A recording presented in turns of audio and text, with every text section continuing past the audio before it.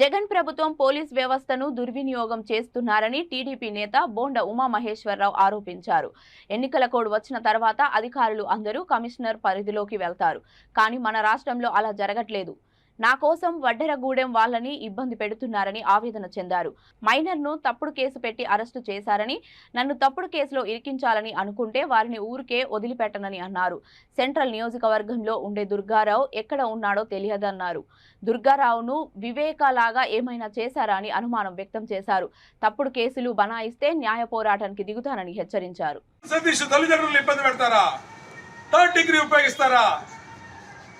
తప్పుడు confession statement ఇప్పిస్తారా? Vemula దుర్గారావుని 6 రోజుల నుంచి ఏమైపోయాడో కూడా తెలియదు, అసలు బతుకున్నాడో లేడో కూడా తెలియనటువంటి పరిస్థితి.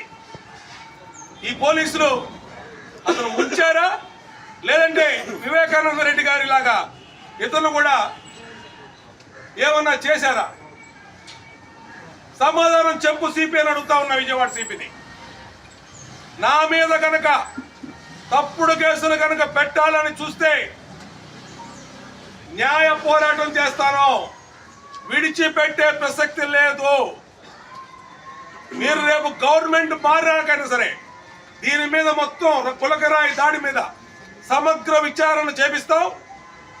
మొత్తం ఈ అధికారులను కూడా ఏదైతే ఫ్యాబ్రికేటెడ్ స్టేట్మెంట్లు ఇప్పించి ఒంటరి సామాజిక వర్గాన్ని చిత్రహింసలు పెట్టారో వీళ్ళందరినీ కూడా రేపు కోర్టులకు ఈడుస్తాం, జైలుకు కూడా పంపిస్తాం. గుర్తుపెట్టుకోండి, జైలుకు కూడా పంపిస్తాం.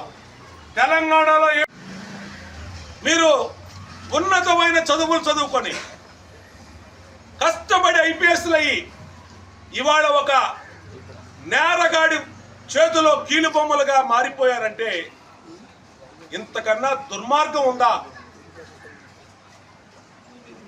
మీ చొక్కాల మీద ఉన్నటువంటి ఐపీఎస్ సిగ్గుతో తల వంచుకుంటుంది, సిగ్గుతో తల వంచుకుంటుంది.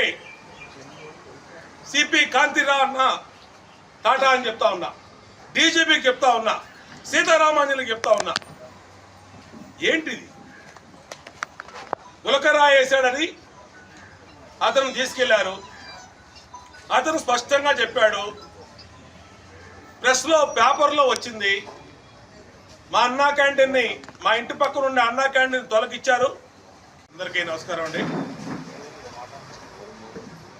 జగన్మోహన్ రెడ్డి ప్రభుత్వం ఏదైతే పోలీసు వ్యవస్థని గత 5 సంవత్సరాలుగా దుర్వినియోగం చేస్తూ ప్రతిపక్ష పార్టీల మీద, ప్రతిపక్ష పార్టీ నాయకుల మీద, మాజీ ముఖ్యమంత్రి మీద, అలాగే